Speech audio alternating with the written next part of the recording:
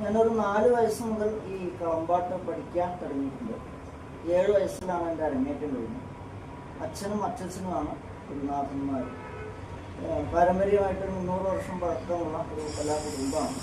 അപ്പം അതിൽ നിന്നാണ് അച്ഛച്ചനിൽ നിന്ന് കളം പാട്ടും അച്ഛനിൽ നിന്ന് കളം എഴുത്തും ആണ് പരിശീലിച്ച് വന്നത്.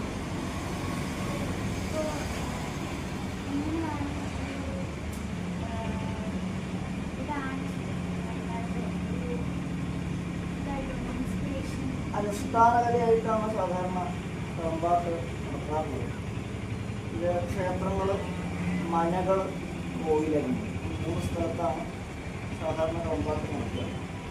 ഇതിൻ്റെ ഒരു ഇതിവൃത്തം എന്താ വിചാരിച്ചാൽ നമ്മൾ പ്രകൃതിയിൽ നിന്നും ഉണ്ടാക്കിയെടുക്കുന്ന 5 തരം പൊടികൾ ഉപയോഗിച്ച് ദേവരൂപങ്ങൾ നിലത്ത് എഴുതി അവരെ പൂജ ചെയ്ത് ചൈതന്യം വരുത്തി അവരെ സ്തുതിച്ച് പാട്ടുപാടി ആ ഭൂതഗണങ്ങൾക്ക് വേണ്ട ബലി കൊടുക്കുന്ന ഒരു ചടങ്ങാണ് ശരിക്കും കളമെഴുത്തുപാട്ട് എന്ന് പറയുന്നത്.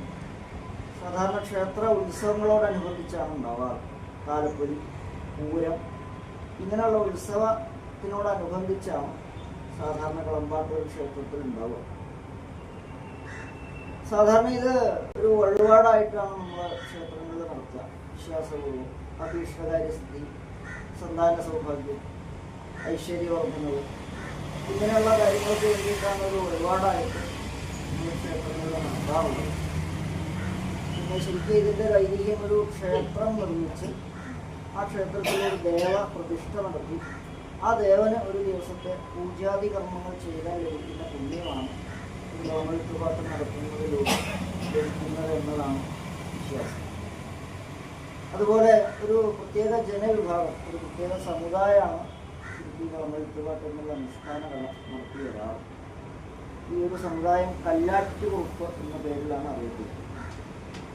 കല്ലാറ്റുകുറുപ്പിൻ്റെ ഉത്ഭവം ശരിക്കും കൈലാസത്തിൽ നിന്നാണ്.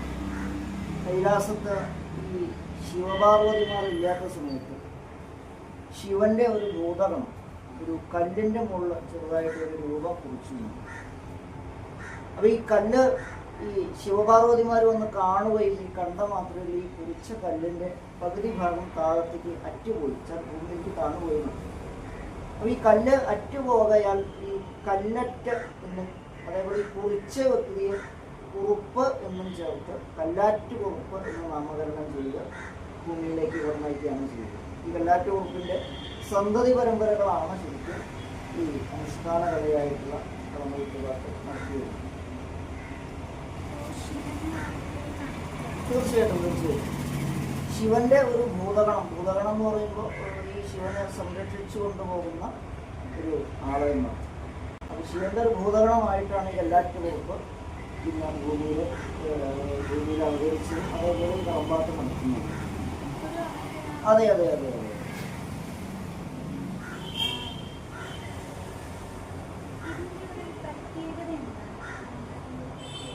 കളമ്പാട്ടിൻ്റെ ഏറ്റവും വലിയ പ്രത്യേകത പ്രകൃതിയും മനുഷ്യരും ഈശ്വരനും തമ്മിലുള്ള ഏകീകരണ ബന്ധം വളരെ വ്യക്തമാക്കുന്ന ഒരു അനുഷ്ഠാന കല എന്നുള്ളതാണ് ആദ്യം പറയാനുള്ളത്. അതായത് പ്രകൃതിയിൽ നിന്ന് ഉണ്ടാക്കിയെടുക്കുന്ന 5 തരം പൊടികൾ ഉപയോഗിച്ച് ഒരു മനുഷ്യൻ ഒരു ദേവരൂപത്തിനെ സൃഷ്ടിക്കുന്നു എന്നുള്ളതാണ് വളരെ വലിയ പ്രത്യേകത. രണ്ടാമത് സംഗീതം, താന്ത്രികം, ചിത്രരചന, ഈ 3 ഘടകങ്ങൾ ഇതിലടങ്ങിയിട്ടുണ്ടാകും. സംഗീതം എന്ന് പറയുമ്പോൾ വളരെ പ്രാചീനമായിട്ടുള്ള ഒരു ആലാപന സമ്പ്രദായം. താന്ത്രികം എന്ന് പറയുമ്പോൾ ഇതിൽ ഈ സപ്തമാതുക്കൾ, അഷ്ടദിക്പാലകന്മാർ ഇങ്ങനെയുള്ള പല ഭൂതഗണങ്ങളും ശരിക്കും കളത്തിലുണ്ടാകും. അവരെ മന്ത്രപുരസരം ഉണർത്തുന്നതാണ് ശരിക്കും താന്ത്രികപരമായ ചടങ്ങുകൾ, ക്ഷേത്രത്തിൻ്റെ ഉള്ളിൽ നടത്തുന്ന ചടങ്ങുകൾ. ഇതിൻ്റെ കളമ്പാട്ടുകളോടനുബന്ധിച്ച് നടത്തുന്ന ചടങ്ങുകൾ. പിന്നെ ചിത്രരചനയ്ക്ക് വളരെ കൂടുതൽ പ്രാധാന്യം ഇതിലുണ്ട്. എന്നുവെച്ചാൽ മറ്റ് യാതൊരു ഉപകരണങ്ങളും കൂടാതെ ഈ 2 വിരലുകളിലൂടെയാണ് കളം എഴുതുന്ന ഒരു രീതി. ഈ 2 വിരലുകൾക്കിടയിലൂടെയാണ് കളം എഴുതുന്നത്. മറ്റ് യാതൊരു ഉപകരണങ്ങളും ഇതിൽ കൂട്ടാറില്ല. അപ്പം ഇങ്ങനെ ഈ 2 വിരലുകൾ മാത്രം ഉപയോഗിച്ച് വരയ്ക്കുന്നത് കൊണ്ട് ഈ കളമെഴുത്തിന് ശരിക്ക് ചിത്രരചനയുടെ പിതാവ് എന്ന സ്ഥാനമാണുള്ളത്. അതായത് ഇന്ന് കാണുന്ന എല്ലാ ചിത്രരചനാ സമ്പ്രദായങ്ങളും ഉണ്ടായിട്ടുള്ളത് ശരിക്കും കളമെഴുത്തിൽ നിന്നാണ്. ധൂളി ചിത്രരചന എന്ന് പറയാറുണ്ട്. ധൂളി എന്ന് വെച്ചാൽ പൊടി. അതേപോലെ നിലത്ത് മറ്റു പ്രതലങ്ങളിലല്ല, ശരിക്കും നിലത്താണ് കളം എഴുതുക. ചില ഭൂമിയായിട്ട് ബന്ധം വേണമെന്നാണ്. അതുകൊണ്ടാണ് ഈ നിലത്ത് കളം എഴുതുന്നത്. ഇങ്ങനെയുള്ള പ്രത്യേകതകളാണ് ശരിക്കും കളമെഴുത്തിനുള്ളത്. പൊടി ശരിക്ക് അരിപ്പൊടി, അതായത് വെള്ള നിറത്തിന് അരിപ്പൊടിയാണ് ഉപയോഗിക്കുക. സാധാരണ നമ്മൾ ഉപയോഗിച്ച് വരുന്ന അരിപ്പൊടിയാണ്. മഞ്ഞ സാധാരണത്തെ മഞ്ഞൾപ്പൊടിയാണ്. പിന്നെ മഞ്ഞൾ പൊടിച്ചിട്ടാണ്. കറുത്ത പൊടി ഉണ്ണി കരിച്ചതാണ്. പച്ചപ്പൊടി മഞ്ചാടിയുടെ ഇല ഉണക്കി പൊടിച്ചതാണ്. ചുവന്ന പൊടി മഞ്ഞളും ചുണ്ണാമ്പും കൂടി കൂട്ടി തിരുമ്പിയതാണ്. ഇങ്ങനെയാണ് 5 തരം പൊടികൾ എഴുതുണ്ടാകുന്നത്. അതേപോലെ 5 തരം പൊടികളും പഞ്ചലോഹങ്ങൾ എന്നുള്ള സങ്കല്പം. വെള്ളി എന്നുള്ളൊരു ലോഹമാണ്. മഞ്ഞ സ്വർണം, പച്ച പിച്ചള, കറുപ്പ് ഇരുമ്പ്, ചുവപ്പ് ചെമ്പ്. ഇതാണ് 5 തരം പൊടികൾ സങ്കല്പിക്കുന്ന ലോഹങ്ങൾ.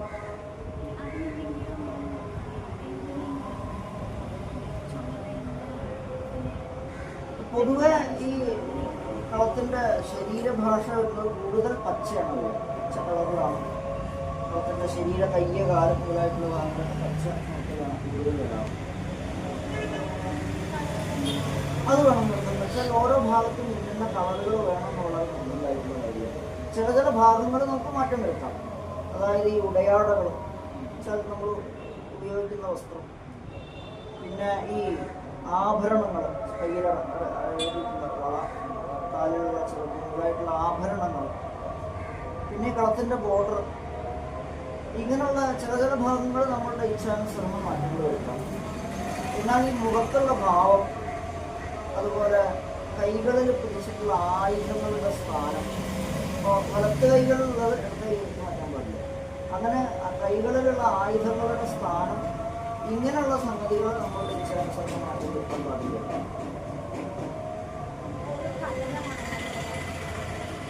ഈ സാധാരണ ഇപ്പോൾ നമ്മളുടെ ഈ വള്ളുവനാട് തട്ടകം എന്നാണ് നമ്മളെ ഈ ഏകദേശം ഈ ഭാഗത്തിൽ പറയുക.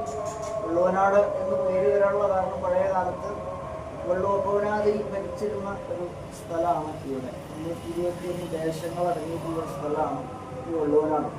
വള്ളുവനാടിൻ്റെ പരദേവതയാണ് അങ്ങാടിപ്പുറം തിരുമാന്താവ് ഭഗവതി. നമ്മളുടെ ഈ തട്ടകത്തിലൊക്കെ, തട്ടകം എന്ന് പറഞ്ഞാൽ ആ ഒരു പ്രദേശം നടത്തും. ഇവിടെയൊക്കെ കൂടുതൽ കളമ്പാട്ട് നടത്തുന്നത് ഭദ്രകാളിക്കാണ്. ഭദ്രകാളി എന്ന് പറയുമ്പോൾ ഈ ദാരികൻ എന്നുള്ള പേരുള്ള അസുരനെ വധിച്ച് രൗദ്രഭാവത്തോടെ പീഠത്തിന് മുകളിൽ ഇരിക്കുന്ന രൂപമാണ് ഈ ഭദ്രകാളിക്ക് കളം എഴുതാറുള്ളത്. രൗദ്രഭാവമാണ് വരിക. പക്ഷെ എന്നാലൊരു അമ്മ എന്നുള്ളൊരു മാതൃസങ്കല്പത്തിലാണ് കളമ്പാട്ടിൻ്റെ ചടങ്ങുകൾ നടത്താറുള്ളത്. ഭദ്രകാളിയെ കൂടാതെ അയ്യപ്പന് കളമ്പാട്ട് നടത്താറുണ്ട്. അതായത് അമ്പും വില്ലും ധരിച്ച് വേട്ടയ്ക്ക് പോകുന്ന ബാലശാസ്താവ് എന്നുള്ള സങ്കല്പം, ചെറിയൊരു കുട്ടി എന്നുള്ള സങ്കല്പത്തിലാണ് അയ്യപ്പൻ. എന്നാൽ വേട്ടയ്ക്കൊരുമകനാണെങ്കിൽ ശിവന് കിരാതമൂർത്തിയിൽ ഉണ്ടായിട്ടുള്ള മകൻ എന്നുള്ള സങ്കല്പത്തിലാണ്. ഈ ഭദ്രകാളിയുടെയും വേട്ടയ്ക്കൊരുമകൻ്റെയും മുഖത്തുള്ള ഭാവം രൗദ്രാണ്. അയ്യപ്പൻ്റെ അണച്ചൽ ശാന്തസ്വരൂപമാണ്. ഇതാണ് ഈ 3 കളങ്ങളും തമ്മിലുള്ള വ്യത്യാസങ്ങൾ. പക്ഷെ പൊതുവെ എല്ലാ കളങ്ങൾക്കും ഈ പഞ്ചവർണ്ണങ്ങൾ തന്നെയാണ് ഉപയോഗിച്ച് വരിക. പഞ്ചവർണ്ണങ്ങൾ മാത്രമേ ഉപയോഗിച്ച് വരാൻ പാടുള്ളൂ എന്നതിൻ്റെ ഒരു ശരി എന്താ വെച്ചാൽ ഇത് ഈ പഞ്ചലോഹങ്ങൾ എന്നുള്ള സങ്കല്പമാണ്. മാത്രമേ പറഞ്ഞുള്ളൂ. നമ്മളുടെ ഇച്ഛാനുസരണം 6ാമതൊരു തരം പൊടി കൂട്ടിച്ചേർത്താൽ അത് കളത്തിൻ്റെ ഒരു വിരുദ്ധമായിട്ടുള്ള പ്രവർത്തനമായിട്ട് വരിക. അപ്പോൾ അതുകൊണ്ടാണ് ഈ പഞ്ചവർണ്ണങ്ങൾ മാത്രം ഇതിൽ ഉപയോഗിച്ച് വരാറ്. പാട്ടിന് വ്യത്യാസം, കളം എഴുതിയ ദേവീദേവന്മാരെ സ്തുതിച്ച് പാടുക എന്നുള്ളതാണ്. ഭദ്രകാളിയുടെ കളാണെന്ന് വെച്ചാൽ ഭദ്രകാളിയെ സ്തുതിച്ചുകൊണ്ടുള്ള പാട്ടുകളാണ്. അയ്യപ്പൻ്റെ അണച്ചാൽ അയ്യപ്പനെ സ്തുതിച്ചിട്ട്, വേട്ടയ്ക്കൊരുമകനാണെങ്കിൽ വേട്ടയ്ക്കൊരുമകനെ സ്തുതിച്ച് പാട്ടായിട്ട് പാടാറ്. പക്ഷേ കളം എഴുതിയ ദേവീദേവന്മാരെ സ്തുതിക്കുക എന്നുള്ളതാണ്. അതെ അതെ അതെ അതെ സ്തുതിച്ച് പാടുക എന്നുള്ളതാണ് അതിൻ്റെ ഉദ്ദേശം.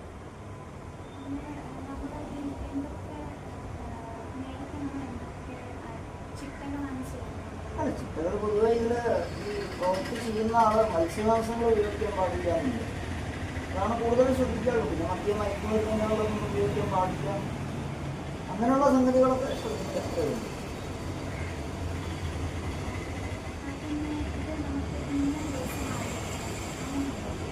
പൊതുവെ ക്ഷേത്രോത്സവങ്ങൾക്ക് മുന്നോടിയായിട്ടാണ് നടത്താറെന്ന് പറഞ്ഞത്.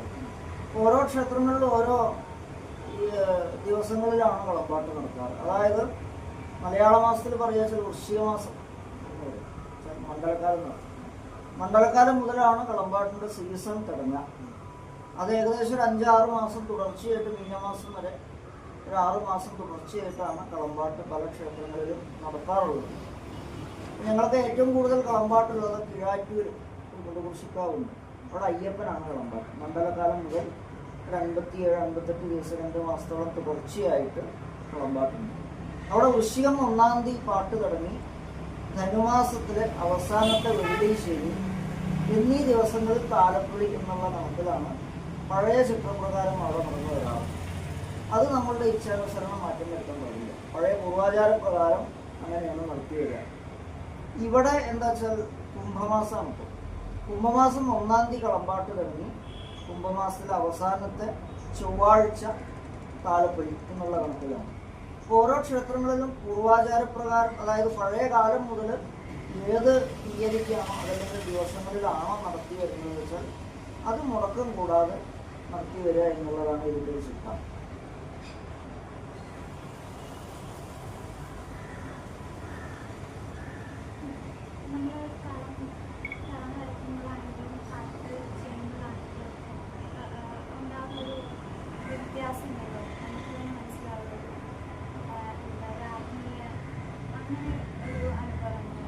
തീർച്ചയായിട്ടും നമ്മൾ ഈ കളം എഴുതുമ്പോൾ നമ്മളുടെ മനസ്സിൽ ആ ഒരു ദേവരൂപത്തിൻ്റെ ഒരു മാതൃക നമ്മളുടെ മനസ്സിൽ വരും.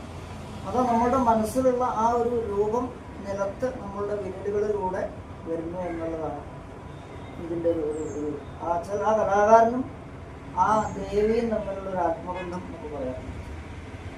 അതാണ് കൂടുതൽ ഇതിൽ പറയാനുള്ളത്.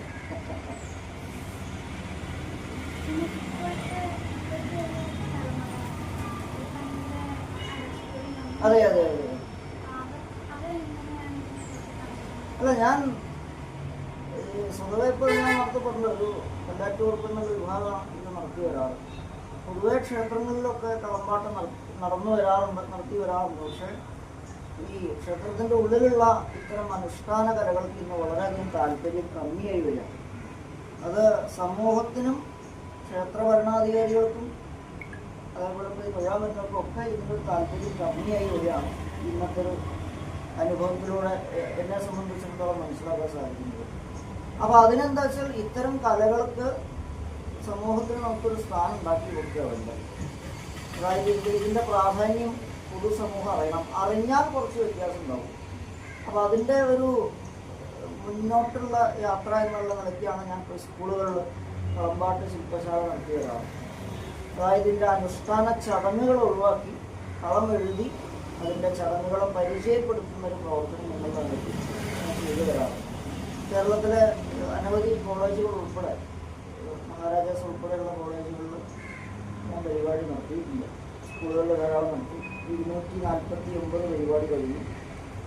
ഇനി വരുന്ന മാർച്ച് 1-ാം തീയതി കൂടി 250 പൂർത്തിയാവും. അപ്പോൾ ഈ ഒരു പ്രവർത്തനത്തിലൂടെ ഈ കളമ്പാട്ട് എന്താണ് എന്ന് പൊതുസമൂഹത്തിന് നമുക്ക് മനസ്സിലാക്കി കൊടുക്കാൻ സാധിക്കുന്നില്ല. അങ്ങനെയുള്ള പ്രവർത്തനങ്ങളിലൂടെയാണ് ഇത്തരം കലകൾ നിലനിൽക്കുള്ളൂ എന്നുള്ളതാണ് പറയാറ്. അപ്പോൾ അതിനെന്താ വെച്ചാൽ അതിലെ കലാകാരന്മാരിനെ ഇതിന് പ്രവർത്തിക്കണം.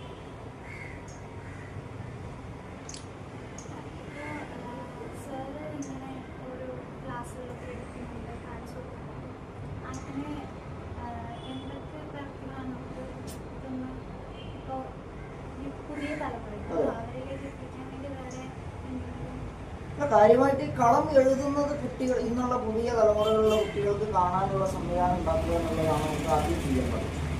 അതിൻ്റെ അനുഷ്ഠാന ചടങ്ങുകളൊക്കെ പോട്ടെ, അത് പൊതുവെ പുറത്ത് ചെയ്യാനും പാടില്ല. അപ്പോൾ ഈ പൂജ അതേപോലെ ബാക്കിയുള്ള ബലികർമ്മങ്ങൾ ഇതൊന്നും നമുക്ക് പുറത്ത് ചെയ്യാൻ പാടില്ല.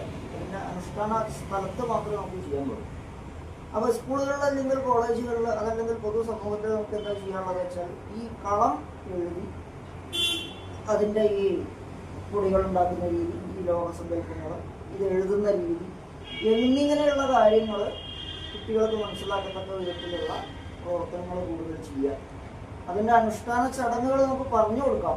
അതിൽ നിന്ന് പാട്ട് വേണമെങ്കിൽ പാടിക്കൊടുക്കാം എന്നതല്ലാണ്ട് മറ്റ് അനുഷ്ഠാന ചടങ്ങുകൾ പൊതുവെ സാധാരണ അവർ ചെയ്യാറില്ല. ഇതിലൂടെ കുട്ടികൾക്കത് ഉൾക്കൊള്ളാൻ സാധിക്കും എന്നുള്ളതാണ് എൻ്റെ അനുഭവ സാക്ഷി. കളം എഴുതുന്നത് മനസ്സിലാക്കാൻ സാധിക്കുന്നുള്ളതാണ്.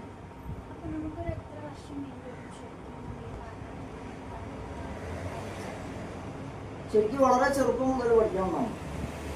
അതായത് കളം എഴുതൽ ശരിക്കും നമ്മൾ ഒരു 3-4 വയസ്സിലേക്ക് ഇത് പഠിക്കണം. എന്നാലെയാണ് ഇത് നമുക്ക് വിചാരിച്ചിട്ട് സാധിക്കും.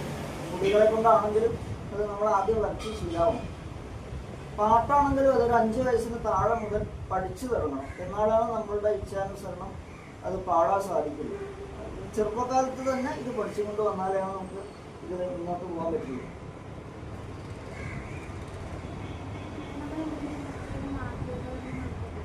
കളം പാട്ട് പാടാൻ ശരിക്കും നാദതന്ത്രിണി എന്നുള്ളൊരു ഉപകരണം, കുമിഴ് എന്നുള്ളൊരു മരം കൊണ്ടാണ് സാധാരണ ഉണ്ടാക്കുക. ആ നന്ദുണി എന്നും പറയാറുണ്ട്. അതിൻ്റെ പൂർണ്ണമായിട്ടുള്ള പേര് നാദതന്ത്രിണി. തന്ത്രിവാദ്യങ്ങളിൽ വളരെ പ്രധാനപ്പെട്ടതാണ്, പഴക്കം ചെന്നതാണ്. അപ്പം അതിൽ കെട്ടിയിട്ടുള്ള കമ്പിയുടെ നാദത്തിനനുസരിച്ചിട്ടാണ് പാട്ട് പാടാറുള്ളത്. പിന്നെ രണ്ടാൾ പാടുന്നത് വെച്ചാൽ കുഴിതാളം, ഈ ചെറിയ ഭജന മുതലായിട്ടുള്ള കാര്യങ്ങളൊക്കെ കണ്ടിട്ടുണ്ട്. ഓടോണ്ടുള്ള രണ്ടും ഉപയോഗിച്ച് വരുന്നുണ്ട്. കൂടുതൽ ഇന്ന് വെച്ചാൽ മെയിനായിട്ട് പാടുന്ന ആള് ഈ നന്ദുണി ഉപയോഗിച്ചിട്ടാണ് പാടുക. അതാണ് കളമ്പാട്ടിൽ ഉപയോഗിച്ച് വരുന്ന ഉപകരണമാണ് ഈ നാദതന്ത്രി.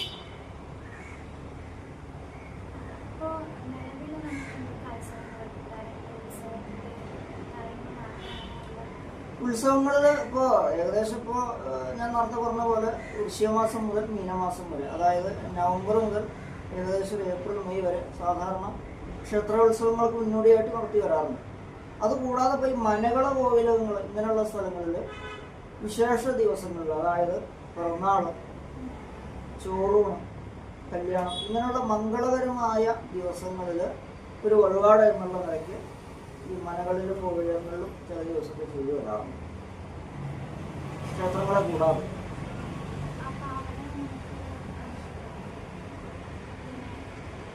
ചടങ്ങായിട്ട് ചെയ്യാം. അതെ അതെ, അതായത് സ്വതവേ ഈ കളമ്പാട്ടം ഒരു പ്രത്യേക സ്ഥലത്താണ്, തെക്കിനി എന്നുള്ള ഒരു സ്ഥലത്താണ് കളമ്പാട്ട് നടക്കുക.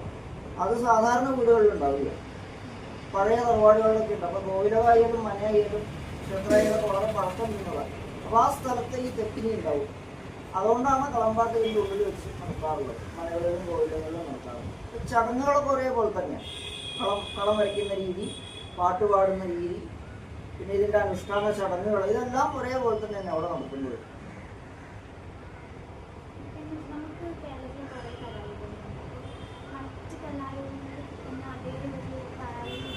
ഇല്ല, ഒറ്റ വാക്കിൽ തന്നെ പറയില്ല. കാരണം എന്താ വെച്ചാൽ ഇന്ന് കൂടുതൽ സമൂഹം താല്പര്യം പ്രാധാന്യം കൊടുക്കുന്നത് പുറത്തുള്ള പരിപാടികൾക്കാണ്. ഇത്തരം അനുഷ്ഠാന കലകൾക്ക് വളരെയധികം താല്പര്യവും അതേപോലെ ഇതിൻ്റെ പ്രാധാന്യം കുറഞ്ഞു വരുന്നൊരവസ്ഥയാണ്. പക്ഷെ എന്നിരുന്നാലും ഇതിൽ പ്രവർത്തിക്കുന്ന കലാകാരന്മാർ അവരെ കൊണ്ട് കഴിയുന്ന പോലെ ഇതിന് ഒരു അഭിവൃദ്ധിക്ക് വേണ്ടി പ്രവർത്തിക്കാൻ തയ്യാറാവും. എന്നാലും ഇത്തരം കലകൾ കലവഴിക്കും.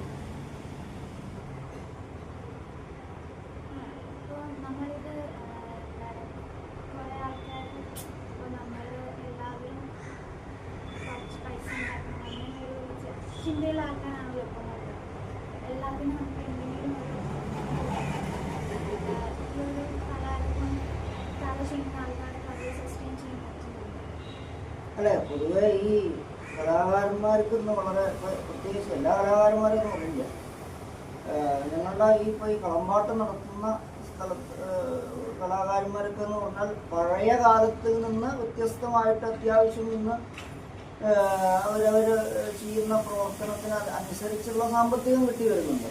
പഴയ കാലത്ത് അപേക്ഷിച്ച് നോക്കിയാൽ, പഴയ കാലത്ത് ഇപ്പോൾ 20 രൂപ അല്ലെങ്കിൽ 2 രൂപ അങ്ങനെയൊക്കെയുള്ള ഒരു സമയമാണ്. പക്ഷേ ഇന്ന് അതിൽ നിന്ന് വ്യത്യസ്തമായിട്ട് അത്യാവശ്യം നമുക്ക് ആർഭാടമില്ലെങ്കിലും നമ്മളുടെ ചെറിയ ജീവിതത്തിൽ കഴിഞ്ഞുകൂടാൻ പാകത്തിലുള്ള സാമ്പത്തികം കിട്ടി വരുന്നുണ്ട്. പിന്നെ ഇപ്പോൾ കുറേ കലാരൂപങ്ങളാണെങ്കിൽ നമ്മുടെ കലാമണ്ഡലം അങ്ങനെയുള്ള സ്ഥലങ്ങളിലെ കുട്ടികളെ പഠിപ്പിക്കാൻ അങ്ങനെ ഓരോ കാര്യങ്ങൾ ചെയ്യുന്നു. അപ്പം അങ്ങനെ എന്തെങ്കിലും സപ്പോർട്ട് അല്ല, ഗവൺമെന്റിന്റെ ഭാഗത്തുനിന്ന് ചില ക്ഷേത്രങ്ങളിൽ, ഇപ്പോൾ മലബാർ ദേവസ്വം ബോർഡിന്റെ കീഴിലുള്ള ചില ക്ഷേത്രങ്ങളിൽ കളമ്പാട്ട് പഠിപ്പിക്കുന്നുണ്ട്. പക്ഷെ അത് അവിടുത്തെ ആ ഒരു ശൈലി മാത്രമേ ഉണ്ടാവുള്ളൂ. ഞാൻ നേരത്തെ പറഞ്ഞു, കേരളത്തിൻ്റെ അനുഷ്ഠാന കലയാണെങ്കിലും തെക്കേറ്റം മുതൽ വടക്കേറ്റം വരെ കളമ്പാട്ട് നടത്തുന്നുണ്ട്. പക്ഷെ പ്രാദേശിക വ്യത്യാസങ്ങൾ ധാരാളമുണ്ട്. എന്നാൽ ഇവിടെ നടത്തുന്ന ചടങ്ങാവില്ല ഓരോരുത്തരും. ചടങ്ങുകൾക്ക് വ്യത്യാസമുണ്ട്. പക്ഷെ പൊതു ആയിട്ടുള്ള 1-2 തത്വങ്ങളുണ്ട്. ആ തത്വങ്ങൾ എവിടെ നടത്തുമ്പോഴും ഒരേപോലെ തന്നെയാണ്. അപ്പോൾ തെക്ക് ഭാഗത്താണ് കൂടുതൽ, കോട്ടയം ആ ഭാഗത്തൊക്കെയാണ് കൂടുതൽ ഇതിനെക്കുറിച്ച് പഠിപ്പിച്ചു വരുന്നത് നാട്ടിൽ നിന്ന്. അപ്പോൾ ആ ഭാഗത്തുള്ള ഒരു ശൈലിയെ കിട്ടുള്ളൂ. നമ്മളുടെ ഈ ഭാഗത്തുള്ള ഒരു ചിട്ട അല്ലെങ്കിൽ ആ ഒരു രീതി അവിടെ കിട്ടിക്കൊള്ളുന്നില്ല. പിന്നെന്താ വെച്ചാൽ ഈ ഭാഗത്ത് പഠിപ്പിക്കുന്ന ഗുരുനാഥന്മാരും ചുരുക്കമാണ്. പണ്ട് ഗുരുവായൂർ പഠിപ്പിച്ചിട്ടുണ്ട്, കലാനിലയത്തിൽ പഠിപ്പിച്ചിട്ടുണ്ടായിരുന്നു. അപ്പോൾ ഈ ഇപ്പോൾ എന്താ വെച്ചാൽ ഗുരുനാഥന്മാരും ഇല്ല, പഠിക്കാനുള്ള വിഷയന്മാരുമില്ല. അതുകൊണ്ട് തൽക്കാലം നമ്മൾ നിർത്തി വെച്ചതാണ്. സർക്കാരിൽ നിന്ന് ഇപ്പോൾ ഫോക്ലോർ അക്കാദമി, ക്ഷേത്രകലാ അക്കാദമി മുതലായിട്ടുള്ള അക്കാദമികൾ യുവകലാകാരന്മാർക്ക് ഈ പുരസ്കാരങ്ങൾ നൽകി വരാറുണ്ട്. എനിക്ക് 2 കുട്ടികളാണ്, ക്ഷേത്രകലാ അക്കാദമിയുടെയും ഫോക്ലോറുണ്ട്. അതേപോലെ അവശകലാകാരന്മാർക്ക് പെൻഷൻ കൊടുത്തു വരുന്നുണ്ട്. അത് അവശനാവണം, അത് സാധാരണക്കാർ കിട്ടില്ല, നമ്മളെ ബന്ധമുള്ളവർ കിട്ടില്ല. അപ്പോൾ യുവകലാകാരന്മാർക്ക് ഉള്ള ഒരു പ്രോത്സാഹനം എന്നുള്ള നിലയ്ക്ക് ഇത്തരം സംസ്ഥാന അവാർഡുകൾ നൽകി വരുന്നുണ്ട്. അത് സർക്കാരിൽ നിന്ന് കിട്ടുന്ന വളരെ വലിയ കാര്യമാണ്.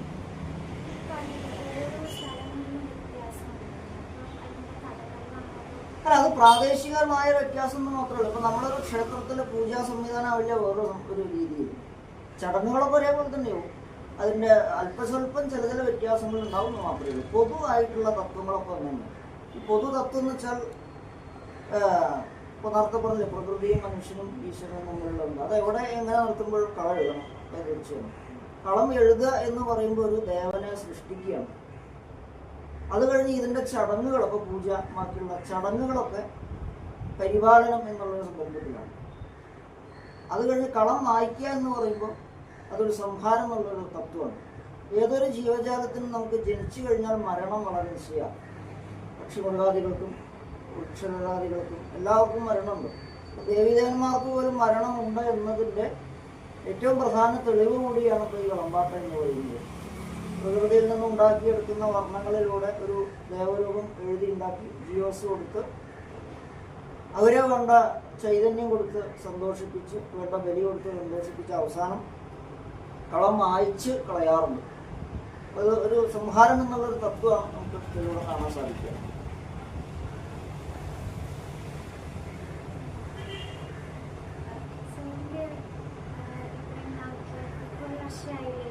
അതെ അതെ, 30 വർഷമായി. തീർച്ചയായിട്ടും ഈ കലാരംഗത്ത് ഞാൻ വന്നതുകൊണ്ട് എല്ലാം കൊണ്ടും എനിക്ക് മുകളിലേക്ക് കഴിയുണ്ടായിട്ടില്ല. കളമ്പാട്ട് രംഗത്ത് വന്നു എന്നതുകൊണ്ട് മോശം ഒരു ജീവിത രീതി എനിക്ക് തോന്നിയിട്ടില്ല. എല്ലാം കൊണ്ടും നമുക്ക് ഉയർച്ചയൊന്നും ഉണ്ടായിട്ടില്ല, താഴ്ച ഉണ്ടായിട്ടില്ല. അതാണ് കൂടുതൽ എനിക്ക് പറയാനുള്ളത്. അത് തീർച്ചയായിട്ടും സന്തോഷം തരുന്ന കാര്യമാണ്. മാത്രമല്ല, ഇപ്പം ഞാൻ ചെയ്തു വരുന്ന പ്രവർത്തനങ്ങളിൽ, അതായത് ഇപ്പോൾ ഈ കളമ്പാട്ട് ശില്പശാലകളിലൂടെ പല സ്ഥലത്തും എനിക്ക് ഈ പരിപാടി നടത്താൻ സാധിച്ചു. LP വിഭാഗത്തിലുള്ള കുട്ടികൾ മുതൽ PG വരെയുള്ള അനവധി ചെറുതും വലുതുമായിട്ടുള്ള കുട്ടികളുടെ മനസ്സിൽ കളമ്പാട്ടിനൊരു സ്ഥാനം കൊടുക്കാൻ എനിക്ക് സാധിച്ചിട്ടുണ്ട്. അതായത് പല സ്കൂളുകളിലും ഇപ്പോൾ രണ്ടാമത് നമുക്ക് പുറത്തേക്ക് പോകുന്ന അവസ്ഥ വരുമ്പോൾ കുട്ടികളെ കളം എഴുതിയിട്ടുള്ള മാമ, അതല്ലെങ്കിൽ കളം എഴുതിയിട്ടുള്ള ആളെ എന്നുള്ളൊരു ചിന്ത, അതല്ലെങ്കിൽ അവർക്ക് ആ ഒരു സ്ഥാനം അവർക്കത് വന്നു കഴിഞ്ഞിട്ടുണ്ട്. അപ്പോൾ തീർച്ചയായിട്ടും ആ കുട്ടികളത് ഉൾക്കൊള്ളുക എന്ന് പറയുമ്പോൾ അതിനേക്കാൾ വലിയൊരു സന്തോഷം എനിക്ക് തോന്നിയിട്ടുണ്ട്. തീർച്ചയായിട്ടും സമൂഹത്തിന് ഇന്നതാണ് കളമ്പാട്ട് എന്ന് എൻ്റെ പ്രവർത്തനങ്ങളെ കൊണ്ട് എനിക്ക് അത് തെളിയിച്ചു കൊടുക്കാൻ സാധിച്ചിട്ടുണ്ട്. അതാണ് ഏറ്റവും കൂടുതൽ കലാജീവിതത്തിലെ ഒരു സന്തോഷം എന്ന് പറയാനുള്ളത്.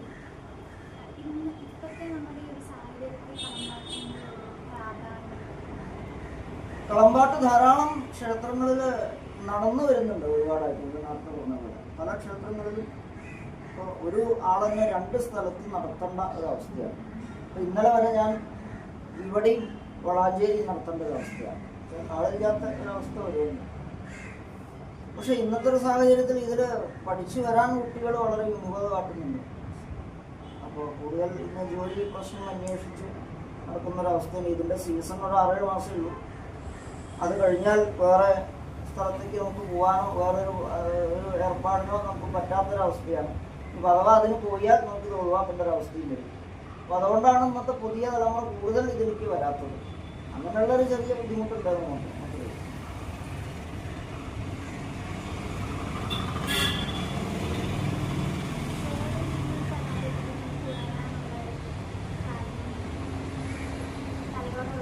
തീർച്ചയായിട്ടും. കാരണം എന്താ വെച്ചാൽ ഞാൻ വളരെ ചെറുപ്പം മുതൽ 2-3 വയസ്സ് മുതൽ ഈ ഒരു അച്ഛനും അച്ഛനും ഇത് പഠിപ്പിച്ചെന്ന് പറഞ്ഞില്ലേ. അപ്പോൾ അവരുടെ ഒപ്പം ക്ഷേത്രങ്ങളിൽ പോയി ഇത് കണ്ടറിഞ്ഞ് മനസ്സിലാക്കി അതിനോട് താല്പര്യം തോന്നി പഠിച്ചിട്ടുള്ളത് തന്നെയാണ്.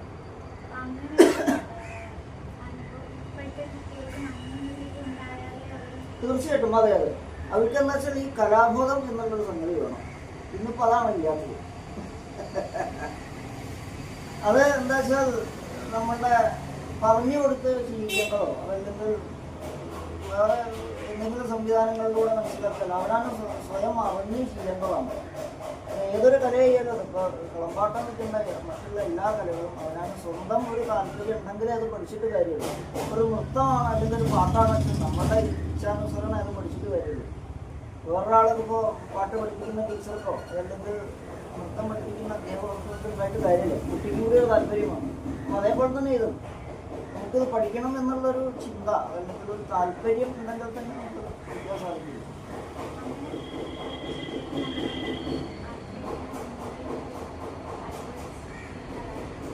അല്ല, അതെന്താ വെച്ചാൽ നമ്മൾ ഇതിൽ പ്രവർത്തിക്കുന്ന കലാകാരന്മാർ അവരെ പറഞ്ഞ് മനസ്സിലാക്കി അതിൻ്റെ പ്രാധാന്യം വന്ന് മനസ്സിലാക്കി അതിനെ അട്രാക്ഷൻ ചെയ്ത് കൊണ്ടുവരാവുന്നൊരു കഴിവ് നമുക്ക് വേണം.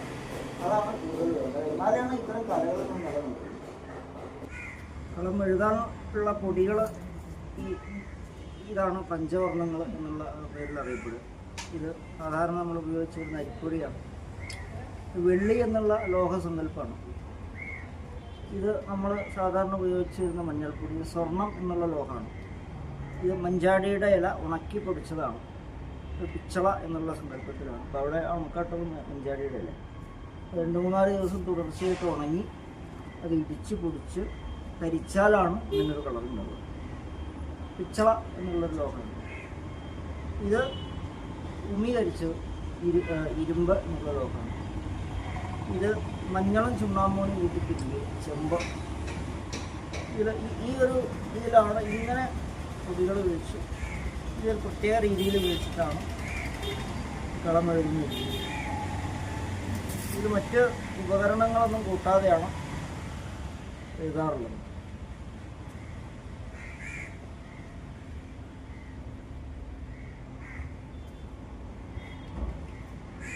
ഇങ്ങനെയുള്ളൊരു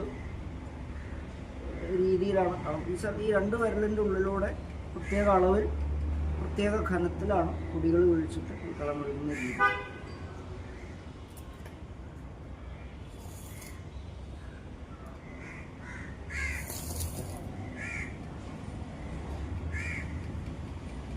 ഇതാണ് നേരത്തെ പറഞ്ഞ ഈ നാദതന്ത്രി എന്നുള്ള ഒരു ഉപകരണം. സാധാരണ ഇത് കുമിഴ എന്നുള്ളൊരു മരം കൊണ്ടാണ് ഉണ്ടാക്കുക.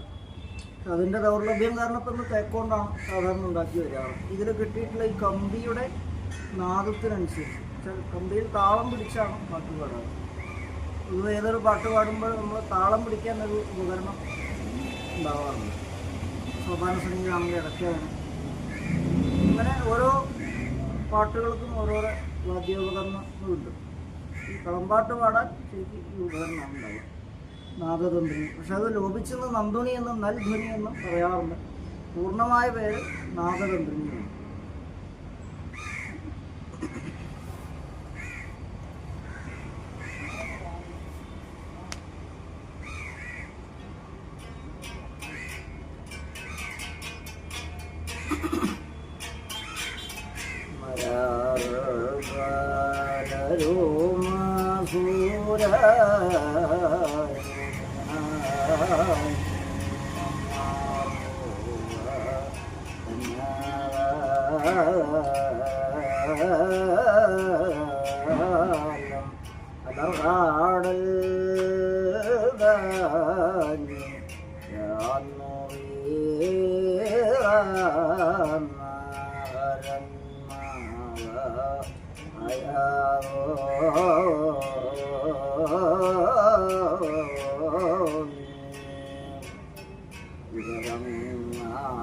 ഇരങ്ങാളാണിയം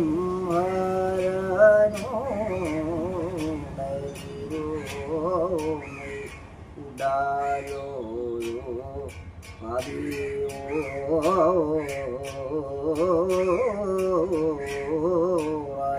ഉടമായിൽ മകോണ്ടായി ഉടമായി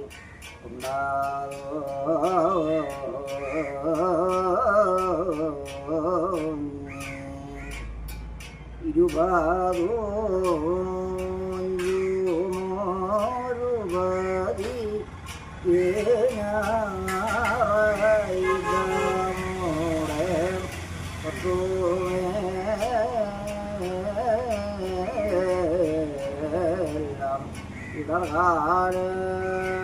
ഇടകാലയാലും നൽകി മയാമുട്ടാലോരു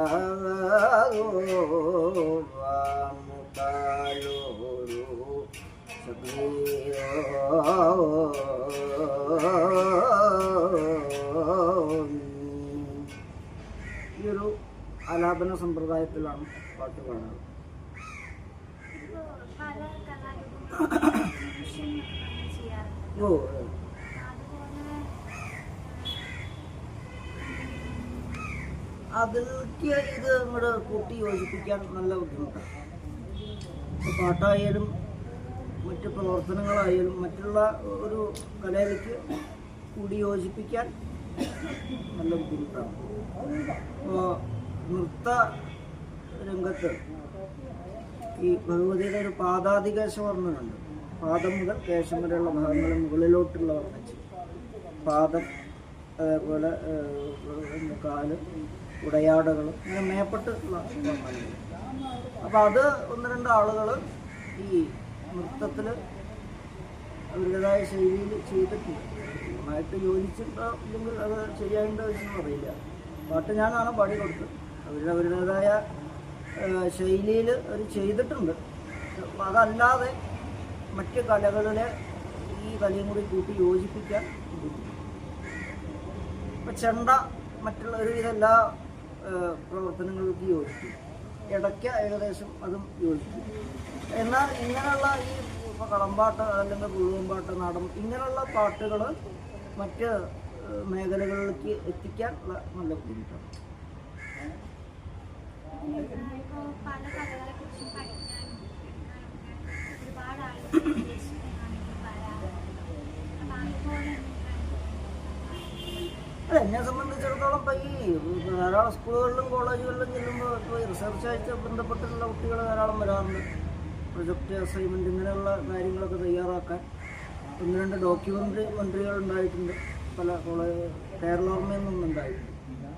പിന്നെ യൂണിവേഴ്സിറ്റിയിൽ നിന്ന് കാലിക്കറ്റ്, അങ്ങനെ 2-3 സ്ഥലത്തു നിന്ന് ചില കുട്ടികൾ വന്ന് അങ്ങനെ പ്രൊജക്റ്റിന് വേണ്ടിയിട്ടാണ് എന്നൊക്കെ പറഞ്ഞ് ഉണ്ടായിട്ടുണ്ട്. വിദേശികൾ വരെ അങ്ങനെ ഉണ്ടായിട്ടുണ്ട്. കലാമണ്ഡലം പോലുള്ള ഇല്ല, കലാമണ്ഡലത്തിൽ പഠിപ്പിക്കുന്നില്ല. കാരണം ഇതൊരു അനുഷ്ഠാന കല എന്നുള്ള നിലയ്ക്കാണ് നമ്മളിത് കൊണ്ട് നടത്താറ്. അപ്പോൾ കലാമണ്ഡലത്തിൽ പിന്നെ ഈ നൃത്തം, സംഗീതം മുതലായിട്ടുള്ള സുകുമാര കലകളേ ഉള്ളൂ. കലാമണ്ഡലത്തിൽ ഒഴികെ ബാക്കിയുള്ള ഒരു സ്ഥലത്തും ഇത് പഠിപ്പിക്കുക എന്നുള്ളൊരു രീതിയിലില്ല. ഗുരുനാഥന്മാരുടെ വീട്ടിൽ ചെന്ന് പഠിക്കുന്നതാണ്. അതെ, ആ ഒരു പഴയ സമ്പ്രദായത്തിൽ നിന്ന് ഇപ്പോൾ പഠിക്കേണ്ടത്. കലാമണ്ഡലം മുതലായിട്ടുള്ള സ്ഥാപനങ്ങളിൽ പഠിപ്പിക്കാറുണ്ട്. പുതിയ തലമുറയുണ്ടല്ലോ, അപ്പോൾ അതിൽ കലമാർ അത് പഠിക്കാൻ താല്പര്യമുള്ള എന്ത് അഡ്വൈസാണ് കൊടുക്കാനുണ്ടാവുക? തീർച്ചയായിട്ടും ഇങ്ങനെയുള്ള അനുഷ്ഠാന കലകൾ അന്യമാകാതിരിക്കണമെങ്കിൽ പുതിയ തലമുറകളിലുള്ള കുട്ടികളാണ് ശ്രമിക്കേണ്ടത്. അവർക്കൊരു ചിന്താഗതി വേണം. ഞങ്ങളുടെ കുലത്തൊഴിലാണ്, അതല്ലെങ്കിൽ ഞങ്ങൾക്കത് പഠിക്കേണ്ടത് വളരെ നിർബന്ധമാണ്. വേറെ എന്ത് ജോലി ഉണ്ടായാലും അവനാൻ്റേതായിട്ടുള്ള കുലത്തൊഴിൽ പഠിക്കേണ്ടതെന്ന് വളരെ അനിവാര്യമാണ്. ഗവൺമെൻറ് ജോലി ഉണ്ടായിക്കോട്ടെ, അല്ലെങ്കിൽ മറ്റുള്ള എന്ത് ജോലി ഉണ്ടായാലും അവനാൻ്റേതായിട്ടുള്ള കുലത്തൊഴിൽ വെച്ചാൽ ആ കുലത്തൊഴിൽ കൊണ്ടാണ് നമ്മുടെ ജീവിതം എന്നുള്ള ആ ഒരു ചിന്താഗതി പുതിയ തലമുറകളിലുള്ള കുട്ടികൾ മനസ്സിലാക്കി ഇതിനെ പ്രവർത്തിക്കുന്നു. എന്നാലാണ് ഇത്തരം കലകൾ നിലനിൽക്കുള്ളൂ എന്നതാണ് എനിക്ക് പറയാനുള്ളത്. ഇത് ചെറുപ്പം മുതലേ പഠിക്കേണ്ടതാണെന്ന് പറഞ്ഞു.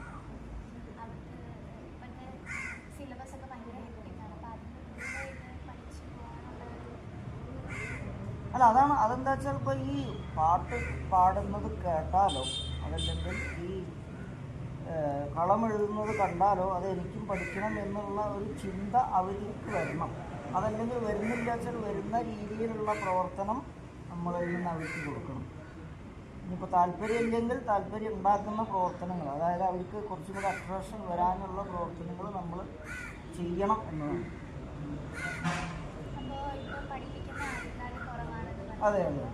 അത് അവർ കലയിൽ നിന്നിട്ട് തിരിച്ചവർ പോയതാണോ?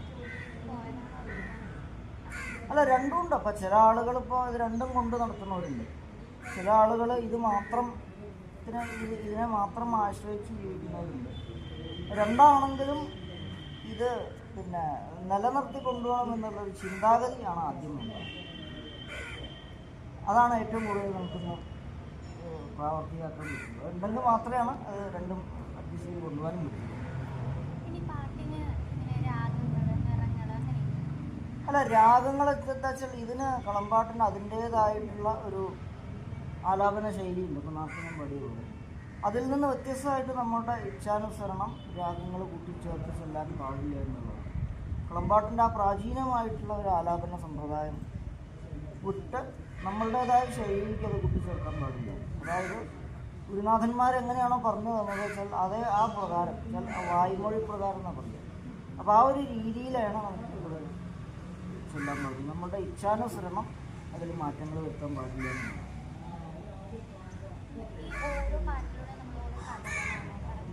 അതെ അതെ അതെ അതെ, സ്തുതിച്ച് പാടുക എന്നുള്ളതാണ്.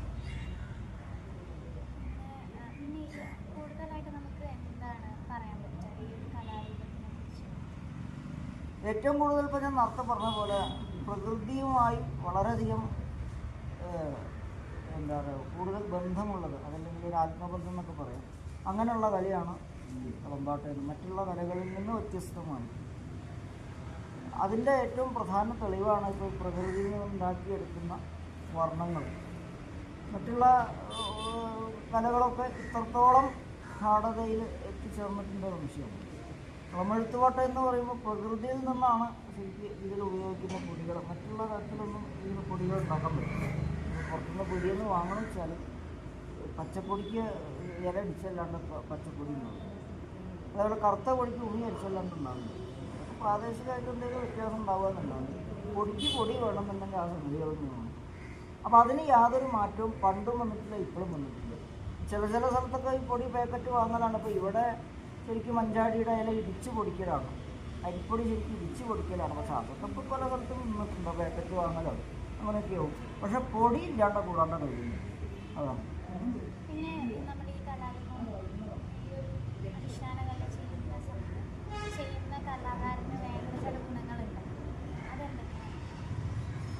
കാര്യമായിട്ട് ഇതിൽ ഈ മദ്യം മയക്കുമരുന്ന് മുതലായിട്ടുള്ള സംഗതികൾ ഉപയോഗിക്കാൻ പാടില്ല.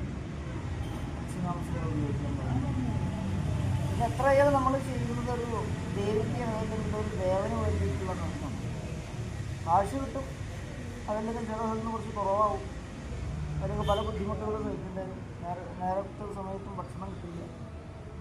ചില സ്ഥലത്ത് നേദ്യച്ചോറ് ആണ് ഉണ്ടാവുക, അത് മോരോ ഉപ്പോ അല്ലെങ്കിൽ ഇങ്ങനെയൊക്കെയുള്ള കൂട്ടി കഴിക്കേണ്ടി വരും. നേരത്തെ സമയത്ത് ഭക്ഷണം കിട്ടിക്കൊള്ളണമെന്നില്ല. അങ്ങനെയുള്ള പല കഷ്ടപ്പാടുകളും ബുദ്ധിമുട്ടുകളും ഉണ്ടാകും. ഒന്നാമത് അതും കൂടിയാണ് പുതിയ തലമുറകൾ കൂട്ടാക്കാത്തത്. പക്ഷെ അതൊക്കെ തരണം ചെയ്തിട്ടും നമ്മൾ ഒരു ദേവന് വേണ്ടിയിട്ടാണ് നമ്മൾ ചെയ്യുന്നത് എന്നുള്ളൊരു ആത്മസമർപ്പണം പരിപൂർണമായിട്ട് ഇതിന് ആവശ്യമാണ്. എന്നാൽ അത് മുഴുവൻ പ്രായോഗികമാക്കാൻ പറ്റുമെന്ന് വെച്ചാൽ ഉണ്ടാവില്ല. ഇനി ഒരു 50% അതിലൊരു ആത്മസമർപ്പണമാണ് ഏറ്റവും കൂടുതലായിട്ട് ഇത് വേണ്ടത്. ആർക്കോ വേണ്ടി എന്തെങ്കിലും ചെയ്യാം എന്നതുകൊണ്ട് കഴിക്കും. അല്ലെങ്കിൽ കൂടുതൽ കാശ് കിട്ടുന്നവർക്ക് ആദ്യം ചെയ്യാം. ഇവിടെ ഇപ്പോൾ ഞങ്ങളുടെ അടിയന്തര സ്ഥലം എന്നാണ് പറയുക, ചുമതലയുള്ള സ്ഥലം പറയും. കൂടുതൽ കാശ് കിട്ടുന്ന സ്ഥലങ്ങളുണ്ടാവും. ഇപ്പോൾ ഇവിടെ ഇപ്പോൾ 1000 രൂപയാണ് കിട്ടുന്ന വെച്ചാൽ വേറെ ഒത്തിരി ചിലപ്പോൾ 2500 രൂപ കിട്ടും. എനിക്ക് അവിടെ കാശ് കൂടുതൽ കിട്ടുക അങ്ങോട്ട് പോകാൻ പറയും. ഒരു ആത്മസമർപ്പണം, അതായത് നമ്മൾ ചെയ്യേണ്ടതാണ്. അതൊരു ദേവിക്ക് വേണ്ടിയിട്ടാണ് അതല്ലെങ്കിൽ ദേവന് വേണ്ടിയിട്ടാണ് എന്നുള്ളൊരു ആത്മസമർപ്പണം ഇതിൽ വളരെ അനിവാര്യമാണ്. അതാണ് വേണ്ടത്.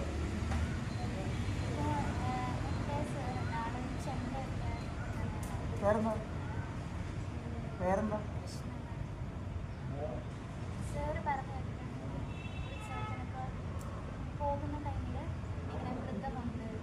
അല്ല, വൃതച്ചാൽ ഈ പറഞ്ഞതിന് മത്സ്യമാംസങ്ങൾ ഉപയോഗിക്കാൻ പാടില്ല എന്നുള്ളൂ. പിന്നപ്പോൾ കലാകാരന്മാർ സ്വതവേ മദ്യമായിട്ടുള്ളതൊക്കെ ഉപയോഗിക്കാം. പക്ഷെ അത് നിയമപ്രകാരം ഈ പ്രവൃത്തിക്ക് യോജിച്ചതല്ല. ഇത് പ്രത്യേകിച്ച് കളമെഴുത്തുപാട്ട് വളരെ കൂടുതൽ അനുഷ്ഠാനപരമായിട്ടുള്ള ചടങ്ങുകൾ ഇതിലുണ്ട്. അപ്പോൾ ഈ ഇതിലുള്ള ഭൂതഗണങ്ങളെ മന്ത്രപുരസരം ഉണർത്തണം. ഓരോരോ ദിക്കുകൾ നമുക്കുണ്ട്, കിഴക്ക് തെക്ക് ഇങ്ങനെയുള്ള ഓരോ ദിക്കിലുള്ള ഭൂതഗണങ്ങൾ നമ്മൾ മന്ത്രപുരസരം ഉണർത്തുക ചെയ്യും. അപ്പോൾ അതൊക്കെ അനുഷ്ഠാനമായിട്ട് വളരെയധികം ബന്ധമുള്ളതാണ്. അപ്പോൾ അങ്ങനെയുള്ളൊരു ചടങ്ങ് നമ്മൾ ചെയ്യുമ്പോൾ ആകെ വെള്ളമടിച്ച് ഇങ്ങനെയുള്ളൊരു കാര്യമാകുമ്പോൾ അത് നമ്മൾ കർമ്മം ചെയ്തതിന് ഫലം ഉണ്ടാവില്ല. അപ്പോൾ അതുകൊണ്ടാണ് ഈ മത്സ്യമാംസങ്ങൾ ഉപയോഗിക്കാൻ പാടില്ല, ചിട്ടകൾ പാലിക്കണം, ഇങ്ങനെയുള്ള നിബന്ധനകൾ വെക്കുന്നു. ആ അല്ലല്ല, ശിവൻ്റെ ഒരു പരിവാരം എന്നുള്ള നിലയ്ക്ക് ഭൂമിയിലേക്ക് പറഞ്ഞയച്ചുള്ളൂ.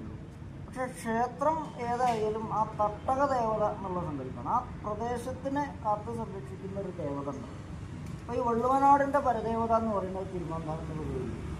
ആ ഭഗവതിക്കാണ് കൂടുതൽ കളമ്പാട്ടുകൾ നടത്താറുള്ളത്. അപ്പോൾ ഇവിടെ പിന്നെ ഏകദേശം നമ്മളുടെ ഈ മലപ്പുറം ജില്ല എന്ന് പറയാം, ഏകദേശം മുക്കാഭാഗ സ്ഥലത്തും തിരുമാന്താകുന്ന ഭഗവതിക്കാണ് നടത്തുന്നത്. അതായത് തട്ടക ദേവത എന്നുള്ള സങ്കല്പത്തിലാണ്.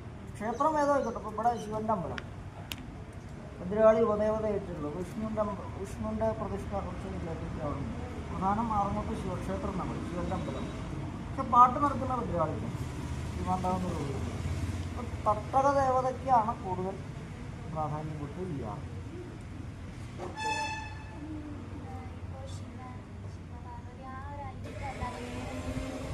കളമ്പാട്ട് ശരിക്ക് ഈ ശിവൻ്റെ മകള് എന്നുള്ള സങ്കല്പത്തിലാണ് ഭദ്രകാളി. അതായത് ദാരികൻ എന്ന പേരുള്ള ഒരു അസുരനെ വധിച്ച് രൗദ്രഭാവത്തോടെ പീഠത്തിൻ്റെ മുകളിൽ ഇരിക്കുന്ന ഒരു രൂപമാണ് നമ്മൾ ഭദ്രകാളിയുടെ കളത്തിൽ വരുന്നത്. ഈ ദാരികൻ എന്ന അസുരനെ വധിക്കാൻ വേണ്ടിയിട്ട് ശിവൻ്റെ മൂന്നാം തൃക്കണ്ണിൽ നിന്ന് ഈ കാളകുട വിഷം വെച്ച് ആ വിഷത്തിൽ നിന്നാണ് ഈ ഭദ്രകാളിയെ ഉത്ഭവിച്ചിട്ടുള്ളത്. അങ്ങനെ ഒരു സങ്കല്പത്തിലാണ് കളമ്പാട്ട് നടത്തി വരാറ്. പക്ഷെ എന്നിരുന്നാലും ഒരു മാതൃസങ്കല്പമാണ്, ഒരു അമ്മ എന്നുള്ളൊരു സങ്കല്പത്തിലാണ് കളമ്പാട്ട് നടത്തുക. ഇതിൻ്റെ ചടങ്ങുകൾ നടത്തി വരുന്നത്. മുഖത്തേക്ക് നോക്കിയാൽ ഒരു സമയം രൗദ്രത തോന്നാം, പക്ഷെ എന്നാലും സങ്കല്പം ഒരു മാതൃസങ്കല്പമാണ്.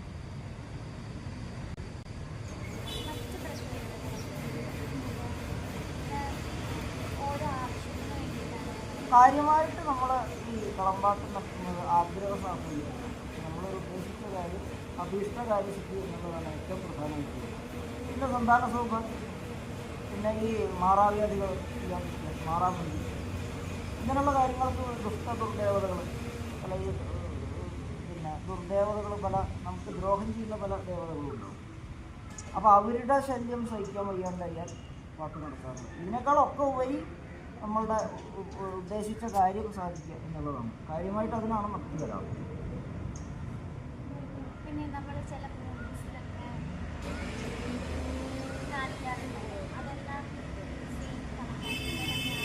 അല്ല, അതിലിപ്പോൾ എം ടിയുടെ ഇതിൽ MP വാസുദേവനാരുടെ അദ്ദേഹത്തിൻ്റെ പക്ഷെ അത് ഈ നാഗപ്പാട്ട് എന്നുള്ള സമ്പ്രദായം പുള്ളുവന്മാരെ വിഭാഗത്തിൽപ്പെട്ട ആളുകൾ നാഗസാന്നിധ്യങ്ങൾക്ക് നടത്തി വരുന്നതാണ് നാഗപ്പാട്ട്. അപ്പോൾ ഞാൻ നേരത്തെ പറഞ്ഞ പോലെ ഈ കളമ്പാട്ടിൻ്റെ സഹോദര കലയാണ് ഇപ്പോൾ ഈ പുള്ളുവൻ പാട്ട്. ഇതുകൂടാതെ തീയാട്ടുപാട്ട് വെച്ചിട്ടൊന്നുണ്ട്. തീയാടി നമ്പി എന്നുള്ള വിഭാഗത്തിലുള്ള ആളുകൾ നടത്തുന്ന ചടങ്ങാണ് ഈ തീയാട്ടുപാട്ട്. ഇതൊക്കെ കളയെഴുതി തന്നെയാണ്. പക്ഷെ കൂടുതൽ പ്രചാരത്തിൽ നിന്നത് ഇപ്പോൾ ഈ കല്ലാറ്റുകുറുപ്പിൻ്റെ കളമ്പാട്ടാണ്. കല്ലാറ്റുകുറുപ്പിനെ കൂടാതെ നടത്തുന്നതാണ് ഇപ്പോൾ ഈ പറഞ്ഞ നാഗപ്പാട്ട്. നാഗങ്ങളുടെ കളാവില്ല, അഷ്ടനാഗം, മണിനാഗം മുതലായിട്ടുള്ള നാഗങ്ങളുടെ കള എഴുതിയിട്ട് അവരുടേതായ ശൈലിയിൽ അവരുടെ സ്ത്രീകൾ കളത്തിലിരുന്ന് അവരുടെ മുടി കൊണ്ട് അങ്ങനെയൊക്കെ മാറ്റുക. ഞങ്ങളുടെ ഇതിലതില്ല. ഒന്നുമില്ലെങ്കിൽ ഈ പ്രവൃത്തി വെച്ച കളം വരച്ചാൽ അതല്ലെങ്കിൽ വെളിച്ചപ്പാട് കളത്തിലേക്ക് പ്രവേശിച്ച് കളം മാറ്റുക. അങ്ങനെയാണ്. അല്ല, പൂജ കളം എഴുതി കഴിഞ്ഞാൽ പിന്നെ പൂജയാണ്. അതായത് കളം എഴുതിയ ദേവസങ്കല്പത്തിന് ഉള്ള ദിവസ് കൊടുക്കുന്ന ചടങ്ങാണ് കളം പൂജ. ആ കളം പൂജയ്ക്ക് ശേഷമാണ് കളം പാട്ട്. പാട്ട് കഴിഞ്ഞിട്ടാണ് ഇപ്പോൾ ഈ നേരത്തെ പറഞ്ഞ ഈ സപ്തമാതൃക്കളെ മുതലായിട്ടുള്ള ഭൂതഗണങ്ങളെ മന്ത്രവികസനം മുണർത്തി അവർക്ക് വേണ്ട ബലി കൊടുക്കുന്നു. ഈ ബലിച്ചാൽ കവുങ്ങിൻ്റെ പൂക്കില, അതേപോലെ സാധാരണ നമ്മൾ ഉപയോഗിച്ച് കഴിഞ്ഞാൽ ഈ രണ്ടും ഈ ഓരോ ദിക്കുകളിൽ സമർപ്പിക്കുക എന്നുള്ളതാണ് ഈ ബലി എന്നുള്ളത് സംബന്ധിക്കുന്നത്. അല്ലാണ്ട് ഈ ജീവജാലങ്ങളെ വെട്ടിയിട്ടുള്ള കാര്യം അതല്ല ബലി. ഈ കവുങ്ങിൻ്റെ പൂക്കില അതേപോലെ ആയിരിക്കും. ഇത് രണ്ടും കിഴക്ക് തെക്ക് പടിഞ്ഞാറ് ഇങ്ങനെ ആ ദിക്കിൽ സമർപ്പിക്കുക എന്നുള്ളതാണ്. അതെ അതെ അതെ അതെ അതെ തീർച്ചയായും. പഴയ കാലത്തൊക്കെ ഈ കളം മുഖം എഴുതിയ ആൾക്ക് കളം മായ്ക്കാൻ പാടില്ല എന്നാണ് നിയമം. അതായത് മുഖം എഴുതുക എന്ന് പറയുമ്പോൾ ഒരു ദേവനെ സൃഷ്ടിക്കുകയാണ്. ആ സൃഷ്ടി സംഹാരങ്ങളിലും ഒരാൾ പാടില്ല എന്നാണ്. അതായത് കളം എഴുതിയ ആൾക്ക് മായ്ക്കാനുള്ള അധികാരമില്ല എന്നാണ്. ഇപ്പം 2-3 സ്ഥലത്ത് ഒരാൾ എഴുതേണ്ട അവസ്ഥയാണ്. അതാണ് അതെ കുറവ് മൂലം. അതെ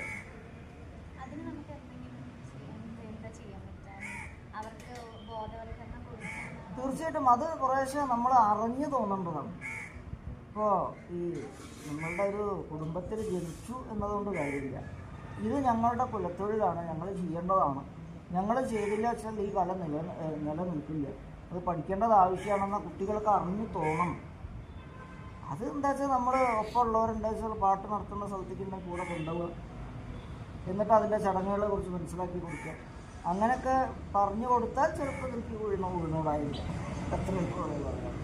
സ്വന്തം നമുക്ക് അറിഞ്ഞു തോന്നണം. അതിപ്പോൾ ഏതൊരു വിലയായാലും അങ്ങനെ തന്നെയാണ്. നമ്മൾ വേറൊരാൾക്ക് വേണ്ടി പഠിച്ചാൽ അത് വേണ്ടെങ്കിൽ അറിയില്ല. നമ്മൾക്ക് സ്വന്തം ഒരു ചിന്താഗതി വേണം. പഠിക്കണം, അതിലേക്ക് പഠിച്ചാലാണ് നമുക്ക് ഈ കല നിലനിൽക്കുന്നത് എന്നുള്ളൊരു ചിന്താഗതി അവനാണ് സ്വയം തോന്നിയാൽ മാത്രമേ എന്ത് നിലനിൽക്കൂ.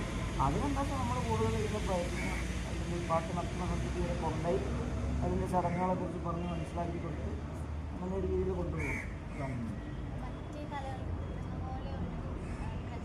ഇല്ല ഇല്ല ഇല്ല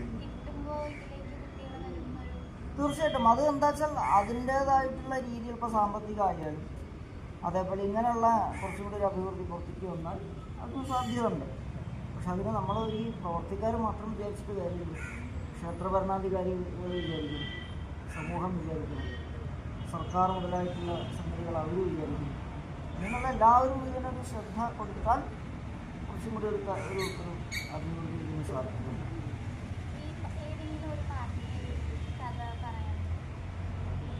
ഇപ്പം ഞാൻ നേരത്തെ പാടിയത് കളം പൂജ കഴിഞ്ഞ് ആദ്യം പാടുന്ന പാട്ടാണ്. അതായത് അമരാകൾ പലരും അസുരരും അണങ്ങി അമൃത് കടന്ന കാലം. അതായത് ഈ ഭദ്രകാളിയുടെ ഉത്ഭവം മുതലുള്ള കഥകളാണ് കൂടുതലായി. ശിവൻ്റെ മകൾ എന്നുള്ള രീതിയിലുള്ള സ്തുതികളാണ് അതിൽ കൂടുതൽ. ഉരകങ്ങൾ അണിയും, അതായത് ഉരകച്ച പാമ്പാണ്. ഉരകങ്ങൾ അണിയും ഹരനുടെ തിരുമൈ എന്നുള്ള പദം വരുന്നുണ്ട്. അപ്പോൾ ഉരകങ്ങൾ അണിയുന്നത് പാമ്പിനണിയുന്നത് ശിവനാണ്. ശിവൻ്റെ മകൾ എന്നതാണ് പദം. കുറേ പറഞ്ഞ് മൂക്ക് പിടിക്കുന്ന സമ്പ്രദായമാണ്. പക്ഷെ എന്നാൽ ആ പദം യോജിച്ച് വരുന്നത് ശിവൻ്റെ മകൾ എന്നുള്ള രീതിയിലാണ്. അങ്ങനെയുള്ള വാക്കുകളിലൂടെയാണ് കൂടുതൽ ഇതിൽ വരുന്നത്. പക്ഷേ പാട്ടുകൾ പാടി ഒരാൾ അല്ല അങ്ങനെയൊന്നുമില്ല. അത് ഗുരുനാഥന്മാർ ഇപ്പോൾ പഴയ കാലത്തെ ഈ ഓലയിലാണ് എഴുതി സൂക്ഷിക്കുക. കരിമ്പനയുടെ ഓലാണ് പറയാറില്ല പഴയ കാലത്ത്. പക്ഷെ ഇപ്പോഴൊന്നുമില്ല. ഇപ്പോൾ സാധാരണ നമ്മൾ പുസ്തകത്തിൽ എഴുതി സൂക്ഷിക്കലാണ്. പഴയ കാലത്ത് ഓലയിലാണ് എഴുതി സൂക്ഷിക്കുക. അത് നോക്കി ഗുരുനാഥന്മാർ നമുക്ക് പറഞ്ഞ് പാടി ശീലമാക്കി തരും. അതേപോലെ നമ്മൾ അനുവർത്തിച്ച് എന്ന് മാത്രമേ. ഇപ്പം എന്താ വെച്ചാൽ പുസ്തകത്തിൽ എഴുതിയത് നോക്കി പഠിക്കുക, ഇത്രയേ ഉള്ളൂ. പഴയ രീതിയില്ല. പക്ഷെ അക്ഷരങ്ങൾക്ക് യാതൊരു വ്യത്യാസമില്ല. അതേപോലെ തന്നെ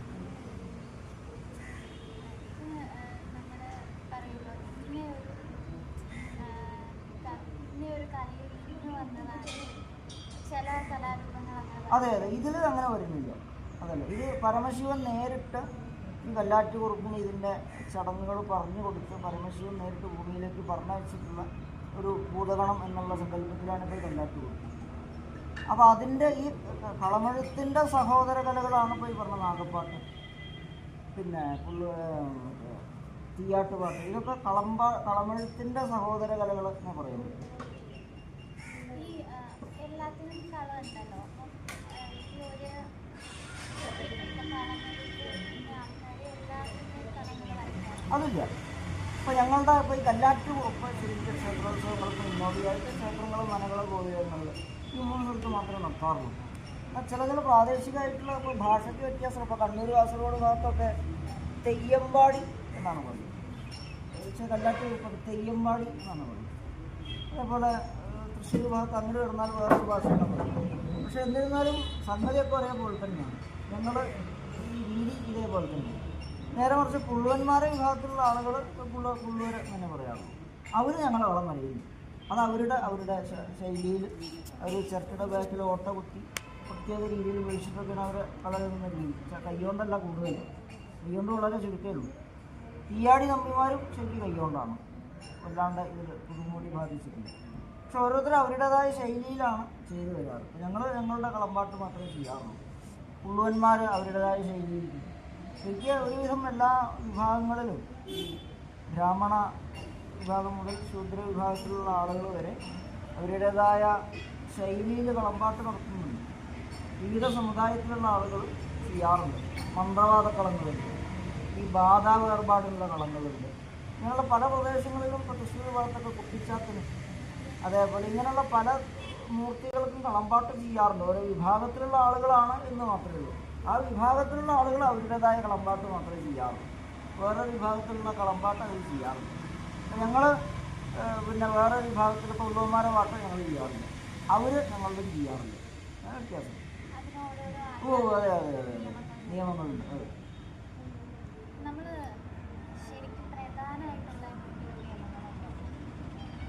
ഏതില്